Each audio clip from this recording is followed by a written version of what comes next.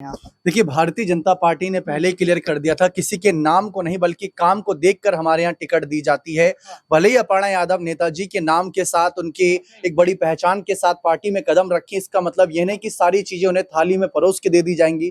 उसके लिए इन्हें मेहनत भी करनी पड़ेगी। और कई मौके पर देखा गया, जब अपर्णा यादव को महिला आयोग में उपाध्यक्ष का पद दिया गया था, उस बीच भी काफी सवाल थे कि शायद बदलाव कर सकते हैं। चाचा शिवपाल से जाकर आशीर्वाद भी लिया था, लेकिन उस बीच जो अखिलेश के छोटे भाई हैं प्रतीक यादव भी योगी आदित्यनाथ के समक्ष बातचीत करते नजर आए थे। और उस वक्त अपर्णा यादव भी मौजूद थी। माना जा रहा था कि शायद अपर्णा अपनी नाराजगी जाहिर कर रही हैं या बात कर रही हैं कि आखिर कब उनको टिकट मिलेगा।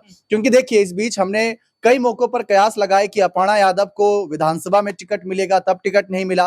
फिर उसके बाद कई नेताओं ने अपनी सीट छोड़ी थी, तो उपचुनाव हुए तो वहां पर टिकट मिलेगा, वहां पर भी टिकट नहीं मिला। फिर जब नेताजी का निधन हुआ तो मैनपुरी से चर्चा थी कि डिंपल के खिलाफ लड़ सकती है, वहां पर भी टिकट नहीं मिला।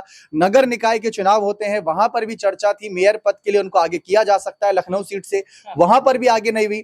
फिर उसके बाद विधान क्या समाजवादी पार्टी की टिकट पर चुनाव लड़ सकती हैं अपर्णा यादव, और क्या अपर्णा यादव बीजेपी छोड़ने की तैयारी कर रही हैं? साल 2027 में उत्तर प्रदेश के अंदर होने वाले विधानसभा चुनाव से पहले अपर्णा यादव का रुख देखकर ऐसा ही लग रहा है कि क्या अपर्णा आने वाले दिनों में समाजवादी पार्टी की टिकट पर चुनाव लड़ती नजर आएंगी। उत्तर प्रदेश के इटावा में कथावाचक के साथ जो मारपीट हुई, उस मारपीट के मामले में देखा गया कि बीजेपी के नेताओं के अलग अलग बयान सामने आ रहे थे, जहां पे साधु संत जो थे या जो बड़े जो महंत थे, वो ये कह रहे थे कि इसमें जो पूजा पाठ करने का अधिकार है वे ब्राह्मण वर्ग के लोगों को है। लेकिन अपर्णा यादव का बयान मैच खाता है अखिलेश यादव से, जिसमें अखिलेश यादव ने क्या कहा कि पूजा पाठ करने का अधिकार सबको है, चाहे वह किसी भी जाति को।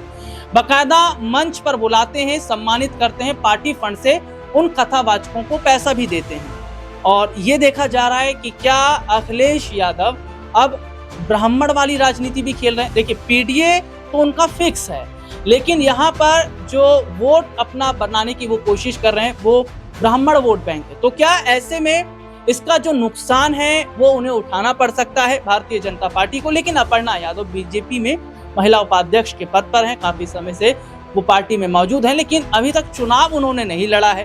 तो क्या 27 से पहले अगर बीजेपी उन्हें किसी एक सीट पर नहीं उतारती है, तो क्या अपर्णा जो है वो सपा के साथ आती नजर आएंगी? इन्हीं तमाम मुद्दों पर आज हम बात करेंगे। बातचीत करने के लिए हमारे साथ हमारे तमाम सहयोगी जो जुड़े हैं, सबसे पहले हमारे साथ मौजूद है दीपक भाई। दीपक भाई, बहुत बहुत स्वागत है आपका। उत्तर प्रदेश की जो सियासत है उसमें लगातार हलचलें हम देख भी रहे हैं, और 27 के चुनाव से पहले मुलायम सिंह यादव की छोटी बहू अपर्णा यादव को लेकर चर्चा हो रही है कि क्या जो अपर्णा यादव हैं वो समाजवादी पार्टी की तरफ जा सकती हैं। क्या समाजवादी पार्टी से उन्हें टिकट मिल सकता है? क्योंकि बीजेपी में आए उन्हें इतना लंबा अरसा हो गया, केवल एक महिला उपाध्यक्ष का पद ही उन्हें दिया गया।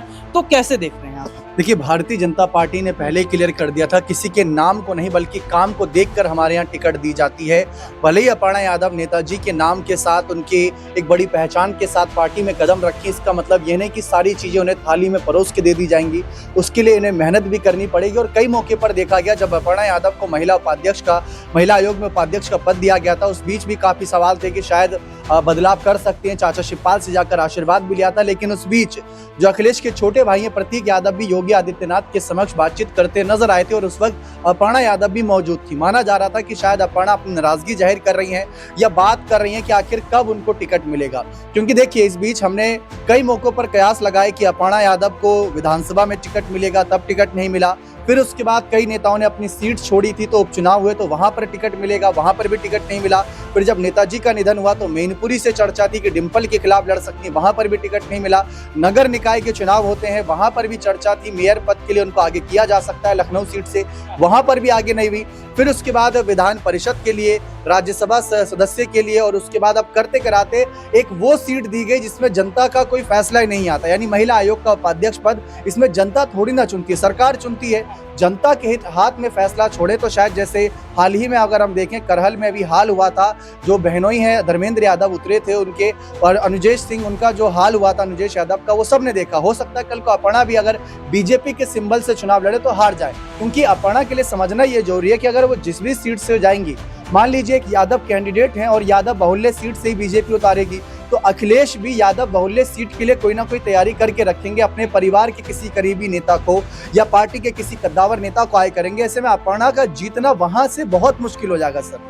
दीपक भाई, एक छोटा सा सवाल मेरा रहेगा ना कि जिस उपचुनाव का आप जिक्र कर रहे हैं और उसी दौरान अपर्णा यादव का एक इंटरव्यू आया जिसमें उन्होंने कहा कि वो परिवार के खिलाफ चुनाव नहीं लड़ेंगी, परिवार के खिलाफ प्रचार प्रसार नहीं करेंगी। तो ऐसे में ये देखा गया कि अगर परिवार के खिलाफ प्रचार प्रसार नहीं करेंगी, परिवार के खिलाफ चुनाव नहीं लड़ेंगी, तो ऐसे में या तो टिकट ना दिया जाए बीजेपी की तरफ से, और अगर बीजेपी किसी उस सीट से टिकट देती है जहां से यादव परिवार का शख्स खड़ा हो, तो क्या अपर्णा लड़ने के लिए तैयार होंगी? देखिए, अपर्णा यादव ने साफ कहा है कि भारतीय जनता पार्टी जो भी जिम्मेदारी देगी मैं उसको बहुत ही निष्ठा के साथ निर्वाह करूंगी, लेकिन साथ ही साथ परिवार के खिलाफ जाने के बारे में शायद अपर्णा ना सोचे, क्योंकि जब भी हम देखते हैं मैनपुरी में नेताजी की श्रद्धांजलि को कोई अगर हम देखें कार्यक्रम होता है या पारिवारिक कोई कार्यक्रम होता है, अपर्णा जरूर जाते हैं। उन्होंने कहा कि परिवार के सुख दुख में जाऊंगी, और सबसे बड़ी बात, अगर परिवार के किसी सदस्य के खिलाफ चुनाव लड़ती है फिर तो आर पार की लड़ाई हो जाएगी, फिर तो परिवार में भी तलखी बढ़ेगी। हो सकता है, अब देखिए, आप धर्मेंद्र यादव ने अपने बहनोई के खिलाफ आकर करहल में जो तेजप्रताप यादव चुनाव लड़े थे, जब अखिलेश की सीट खाली हो गई थी विधानसभा की, तो उस वक्त धर्मेंद्र यादव ने आकर बयानबाजी करी अपने बहनोई के खिलाफ। तो उन्होंने कहा कि अब इनसे कोई नाता नहीं, ये उनका सीधा बयान था। सोचिए, सगे बहनोई हैं, सीधा ये कह दिया कि इनसे अब कोई नाता नहीं क्योंकि इनकी विचारधारा भाजपाई वाली हो चुकी है। तो कल को अपर्णा के साथ भी ऐसा कहा जा सकता है, और अपर्णा यादव जो अभी तक चाचा शिवपाल की सुनती भी आई है, हो सकता है कि अखिलेश के कहने पर चाचा शिवपाल को ही अपर्णा के खिलाफ जिम्मेदारी दे दें, क्योंकि पार्टी के महासचिव हैं और हर जगह तो अखिलेश जाएंगे नहीं, डिम्पल जाएंगे नहीं, या आदित्य यादव या अक्षय यादव जाएंगे नहीं, धर्मेंद्र यादव नहीं जाएंगे, शिवपाल को आगे कर सकते हैं, ताकि परिवार में कुछ तलखियां बढ़ने से बेहतर है कि यहीं पर रोक लिया जाए। और देखिए, अगर चुनाव लड़ना होता परिवार के खिलाफ, तो मुझे लगता है कि मैनपुरी उपचुनाव जो हुआ था 2022 के अंत में, नेताजी की सीट जो खाली हुई थी नेताजी के निधन के बाद, वहां से इनके नाम की प्रबल चर्चा थी, लेकिन कहीं ना कहीं पार्टी नेताओं के खिलाफ ना जाने का फैसला इन्होंने लिया था। पार्टी के प्रति इन्होंने अपनी बात रखी थी। शायद एक ऐसी, अब देखिए, मैंने मेयर सीट का जो जिक्र करा लखनऊ की नगर निकाय में, तो वो सीट एक ऐसी थी जो बहुत ही कंफर्टेबल थी, वहां से यादव परिवार का कोई चेहरा नहीं होता, और जो नगर निकाय के चुनाव होते हैं वो ऐसी कोई बड़ी प्रतिष्ठा की लड़ाई नहीं थी, वहां पर ये जीत सकती थी, वहां पर ये आगे आ सकती थी, इसीलिए उस वक्त उनकी नाराजगी थी। अब विधानसभा चुनाव आएगा तो ये लाजमी सी बात है कि यादव बहुल्य सीट से इनको आगे किया जाएगा, और वहां पर अखिलेश की भी तैयारी होगी, शिवपाल भी आगे होंगे, डिम्पल भी होंगी, अक्षय भी होंगे, आदित्य भी होंगे, और साथ ही साथ धर्मेंद्र, साथ ही साथ अगर हम बात करें तेजप्रताप, सभी परिवार के चेहरे होंगे। क्योंकि यादव चेहरों की अगर हम बात करें, आज 5 सांसद है यादव के समाज से बात करें, और 5 परिवार के, जिसमें अखिलेश, डिम्पल, साथ ही साथ अक्षय यादव, आदित्य यादव और धर्मेंद्र यादव की बात करें, कोई और दूसरा चेहरा है ही नहीं। तो ये माना जा रहा है कि अपर्णा के लिए कहीं ना कहीं चुनौती तो होगी, टिकट मिल भी जाएगा तो जीतना बड़ी चुनौती होगी। और सबसे पहली बात, बीजेपी इतना भी नहीं कि इनको थाली में परोसकर कोई टिकट दे देगी, अगला चुनाव बहुत दिलचस्प रहेगा।